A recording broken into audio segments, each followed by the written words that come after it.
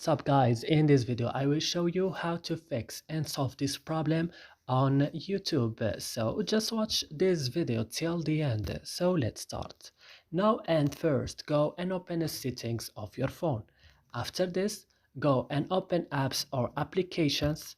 Here as you see you will find all your applications that you have on your phone. So you will search only for YouTube. And when you found YouTube, just open it like this. Then go to storage and go to the last button, clear data. Click OK and then click on clear cache and go back and click on force stop and click OK.